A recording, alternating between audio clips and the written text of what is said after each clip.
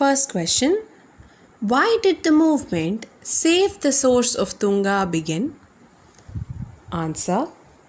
The Tunga River Protection Drive agitation started because the Tunga River was getting polluted by the iron ore processing unit. Second, list any two movements relating to the protection of the environment. I have mentioned 2 points over here, but you always have the list in the PDF and the PPT, so you can always refer and write any two of the following. Okay, Harihara Polyfiber Industry at Davangere and Upper Bhadra project. Third, with the beginning of Dash in the Western Ghats, environmental protection movements became inevitable. Answer is mining. Next, what are the factors that have affected the environment? Answer. The Industrial Revolution, trade, and commercial revolutions have severely affected the environment. Next, who was the chairperson of the committee formed to decide the place of different languages in education? Answer.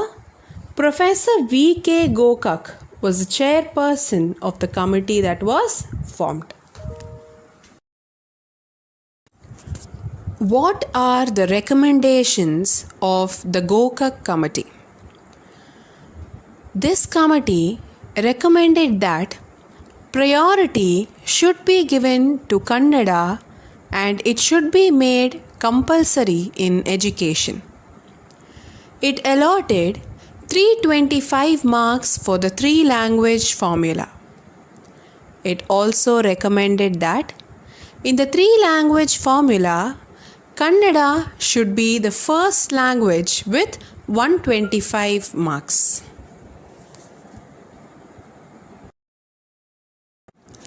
When was the Karnataka Vidyavartaka Sangha established? Answer. The Karnataka Vidyavartaka Sangha was established in 1890. When did Vishala Mysuru state come into existence? Answer. The Vishala Mysuru state came into existence on November 1st, 1956. In the first stage of integration movement, into how many administrative units was Karnataka redistributed? Answer. Based on this division, the 20 administrative divisions of Karnataka were redistributed into 5 categories, namely Mysuru, Bombay, Madras, Hyderabad and Kodagu. Why was the Mahajan committee appointed? What was its recommendation? In 1966, a one-man committee under the chairmanship of Mahajan was appointed by the central government to study the border areas between Maharashtra and Karnataka and make recommendations. This report recommended that Belgaum should remain a part of Karnataka. So with that, we have completed answering the assignment questions. Let's move on with today's chapter.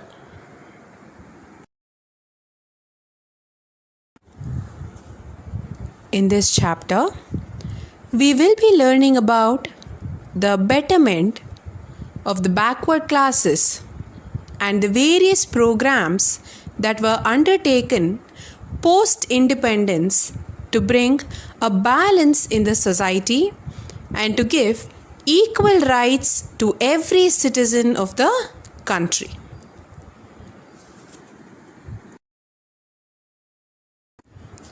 After independence, the constitutional framework was formed. What is constitutional framework? Yes, it is nothing but the roles and responsibilities of the authorities and the citizens. So why was all this done, children? Post-independence, the main aim was to work for the betterment of the country, which in turn means betterment of the citizens, like working against their exploitation and other reforms for a hassle-free functioning. There were a lot of reforms undertaken, but we will be studying about the land reforms and backward classes commission in today's chapter. So the chapter we are doing today is Karnataka Economic and Social Transformation. We will also understand the fundamental aspects of social and economic development that took place in Karnataka after independence. Some sections of the society have received a big share of resources of progress, whereas other sections, for various reasons, have remained away from it. As a result, there has been a social imbalance. In order to remove this imbalance within the constitutional framework, the government has brought about many reforms. But for this academic year, you will be studying only about the land reforms and the reforms undertaken for the backward classes. So let's begin. Let us now take up land reforms. What are land reforms? It is to resolve the problems with land holdings. Let us repeat. The various measures implemented to solve the problems regarding land holdings are called land reforms. Since ancient time, there has been categorization in India with respect to caste, class, etc. This continued even after independence. Due to this, many sections of the society were exploited. As we all know, land is an essential part of man's life. He depends on the land for his existence. However, land was not distributed in equal measure to all the communities. So, to overcome this problem in the society, land reforms were undertaken to remove inequality of land ownership. Earlier, there were rights given only to the landowner and not to the tenant. Who is a tenant? A tenant is one who pays rent. Okay. This inequality resulted in the concentration of wealth and unequal distribution of wealth. So in 1970s, many movements were raised by the farmers and Dalits regarding land distribution. Many protests took place demanding provision of land for the landless. So the land reforms that were put into practice as a result of these movements are as follows. First one, abolition of zamindari system. Next, reforms in tenancy system. Third, maximum limit on land holdings. Fourth, creation of economic holdings. And the last one is development of cooperative farming. Let us repeat. Abolition of the zamindari system, reforms in tenancy system, maximum limit on land holdings, creation of economic holdings, and development of cooperative farming.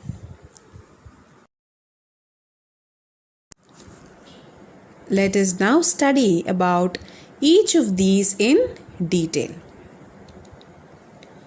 Abolition of the zamindari system. Who is a zamindar? Yes, very good. A zamindar means a landlord. In those days, zamindars used to have huge property and many had to work under the zamindar, and these tenants faced a lot of exploitation. Either they used to work under these zamindars directly or rent their lands for their use. In both of these, the tenants were exploited. So, restricting the hold of the feudal class on land was the objective of this measure. So, what was the objective? To restrict the hold of the feudal class on land was the objective of this measure. Feudal class is nothing but the ruling class. Okay. Now tell me, what was the objective of the abolition of zamindari system? Yes, very good. Restricting the hold of the feudal class on land. Please remember this. It is very, very important. This is one of the most important land reforms. In 1955, a committee was formed under the leadership of ex-Vice President of India, B.D. Jatti. This committee made certain recommendations towards bringing about the land reforms. This committee recommended that every family should be given maximum of 116 acres of dry land and 27 acres of irrigated land. So what was the decision? To give every family 116 acres of dry land and 27 acres of irrigated land. So dry land cannot be used for cultivation, and irrigated land has a good supply of water and can be used for cultivation. So they could use only 27 acres of irrigated land. These recommendations helped the wealthy. The recommendations were implemented in 1957 but did not change the existing system. But the Land Reform Law of 1974 played an important role in changing the existing system. Reforms in tenancy system. Indian tenants faced many problems like paying a huge amount of rent, insecure land holdings, and the landless farm workers. So, in order to solve these problems, in 1974, Chief Minister D. Devraj Urs brought into force a revolutionary law in Karnataka which said the tiller is the owner of the land. I repeat, the tiller is the owner of the land. I am sure you all would have understood. Many landless people who had been cultivating the land under tenancy, that is, they used to pay rent to the landowner, right? So, many landless people who had been cultivating the land under the tenancy became landowners now. So, what did this law mean? The one who cultivated the land becomes the owner of the land. The tiller is the owner of the land. So, one who cultivated the land became the owner of that land. So, this does not mean a farmer cultivates for a year or so and he becomes the owner of that land. These farmers would have been cultivating on that land for years. Even their ancestors would have been tenants. So only then they become the landowners. The main features of the 1974 Land Reforms Act. It cancelled all kinds of tenancy. So by this act, tenant and landlord practice itself was abolished, as they got their own land and they need not have to work under others.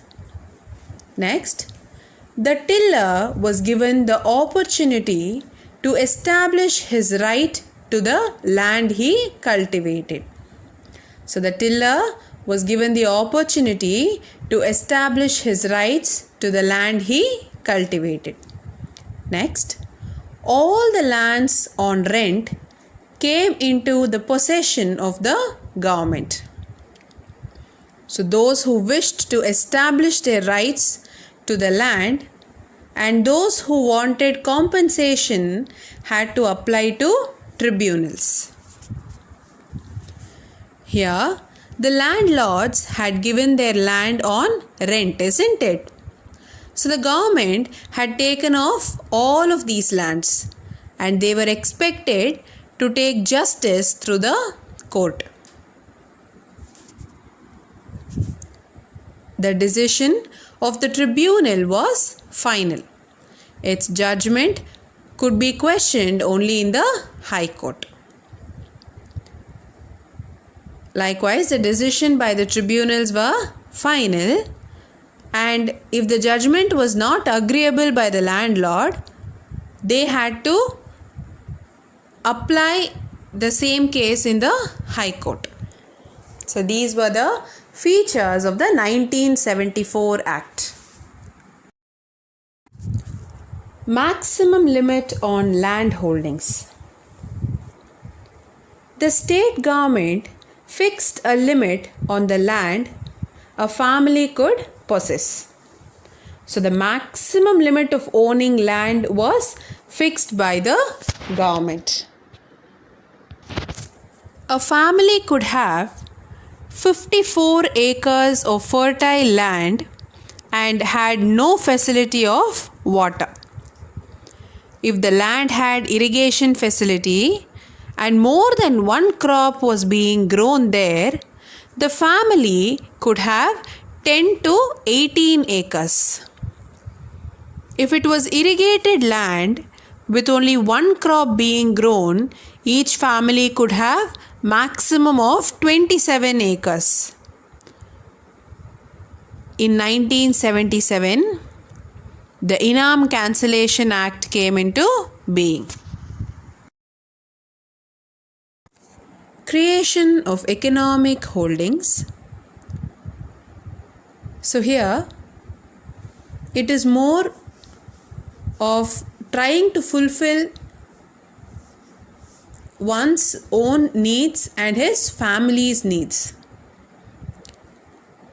So it's more about savings. So the land holdings which enabled the cultivator to earn sufficient income for a comfortable life of his family after accounting for all his expenses are called economic holdings. Let us repeat. The land holdings enabled the cultivator to earn sufficient income for a comfortable life of his family after accounting for all his expenses are called economic holdings. The standard of life of many farmers improved after the consolidation of holdings and implementation of maximum limit of land holdings. Development of cooperative farming. Many farmers joined and formed an association which decided to cultivate their land together, and they also sold their yield together. From the profit they earned, they would invest on the development of the land by buying certain essential machines and reinvesting on yielding. And then they divided the leftover money amongst themselves.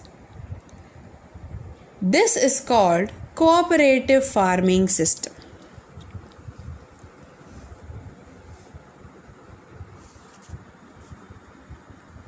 Let's repeat. Farmers voluntarily formed cooperative associations and gave up their land for collective supervision and cultivated the land together. When the crop was harvested and sold, they set aside money for long-term development of the land and divided the rest of the money among themselves. This is called cooperative farming system. On account of the land reforms, it was possible for the landless to obtain right to own land, though in a small measure, the tiller's rights were protected. The farmers could get at least a small amount of profit through the cooperative farming system. However, this system could not generate more support from people. Backward Classes Commission. In this, we will be learning about the efforts taken by the backward classes to give suitable representation to backward classes in Karnataka.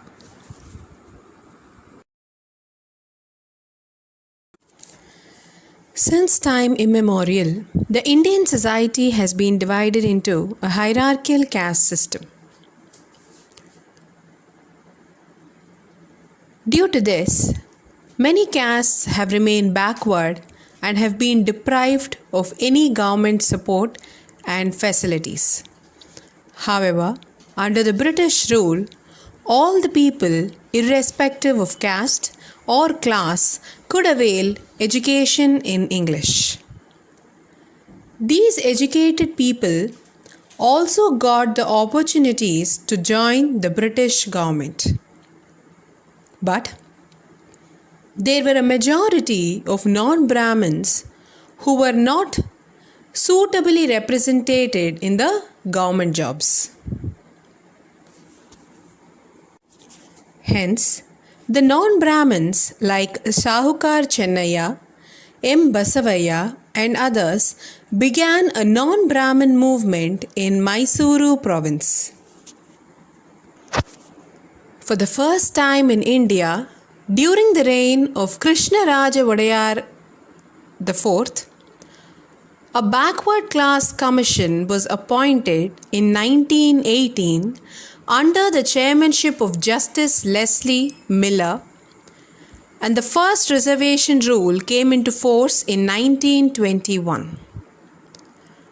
So the Backward Class Commission was appointed in 1918 under the chairmanship of Justice Leslie C. Miller. And the first reservation rule came into force in 1921.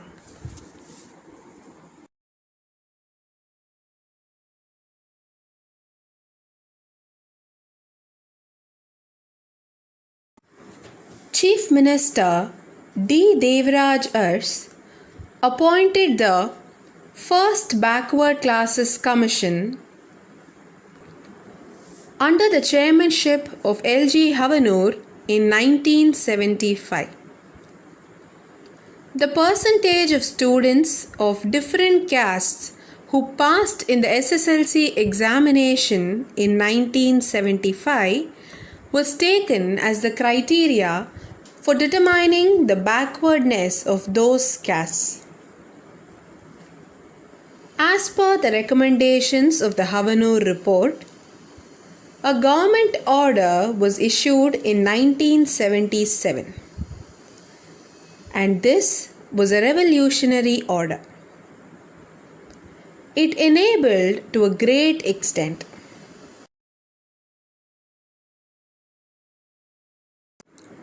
the Karnataka government gave the assurance that all the deficiencies in the report would be rectified, and towards the end, the T. Venkateswamy Commission was appointed in 1983. However, due to political pressures, this report, that is the Venkateswamy report, was not accepted by the government. During the period of Chief Minister Ramakrishna Hegde, a committee was formed under the leadership of Justice Chinnappa Reddy, and the recommendations of this committee were also not implemented due to political pressures.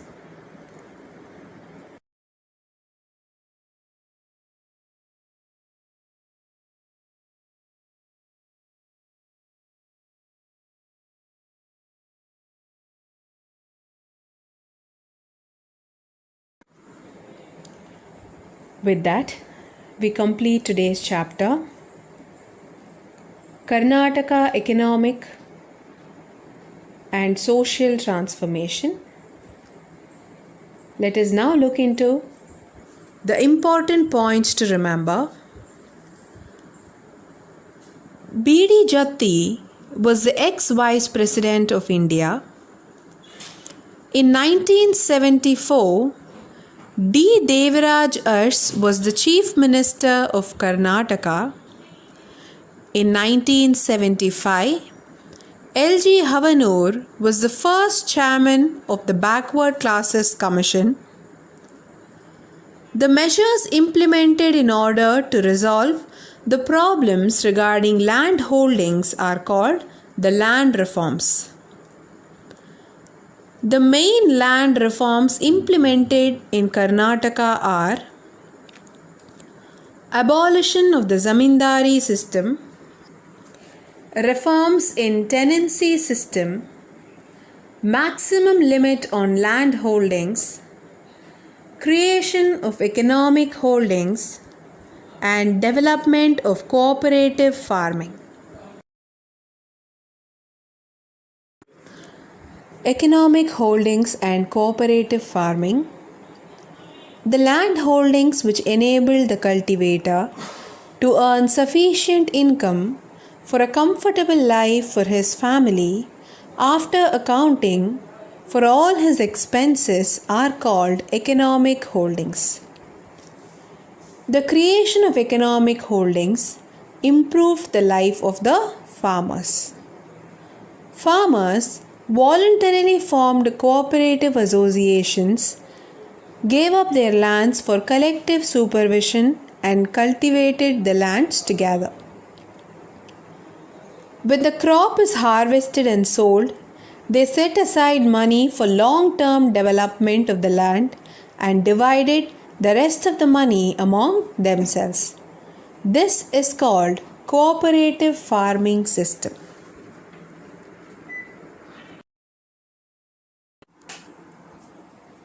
Year and events 1921. First reservation rules came into force and maximum limit on land holdings was fixed. 1974 Land Reforms Act, and then 1975 First Backward Class Commission was appointed under the chairmanship of L.G. Havanur. 1983 T. Venkateswamy Commission was appointed. Objective of the abolition of the zamindari system, restricting the hold of feudal class on land was the objective of this measure. Problems faced by the Indian tenants. Indian tenants faced many problems like a huge amount of rent to be paid, insecure land holdings, and landless farm workers. Then, reforms in tenancy system. The tiller became the owner of the land. Many landless people who had been cultivating the land under tenancy became landowners. Recommendations of the committee formed under B.D. Jatti. The committee recommended that every family could have a maximum of 116 acres of dry land and 27 acres of irrigated land. These recommendations helped the wealthy but did not change the existing system. Let us now move on with the assignment.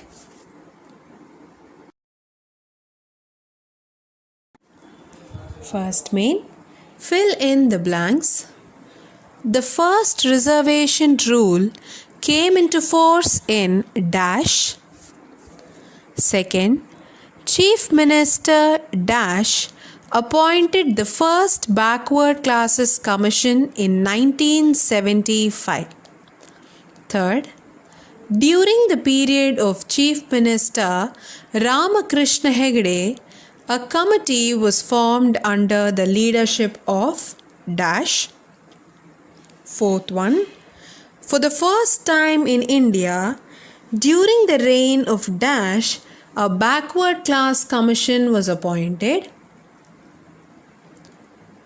Under the dash system, all people, irrespective of the caste or class, could avail English education.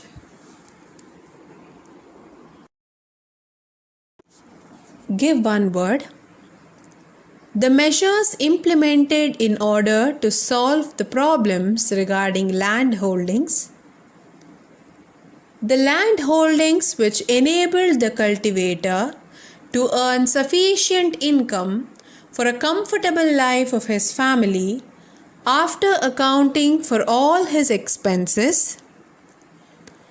The revolutionary law, the tiller is the owner of the land, was brought into force by. And the last one, restricting the hold of feudal class on land.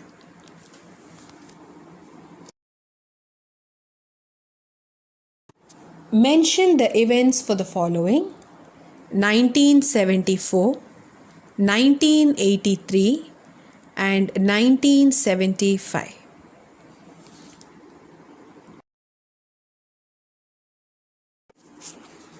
Answer the following. List the main land reforms implemented in Karnataka. What is cooperative farming? What are the problems faced by the Indian tenants? Why was a non-Brahmin movement started in Mysuru province? Why was there an inequality in the distribution of wealth? How did the reforms in the tenancy system help the farmers? With that, we complete Karnataka Economic and social transformation. I request you all to kindly complete the assignment given in today's session. We will discuss the answers for the same in the next session. Till then, take care and have a nice day.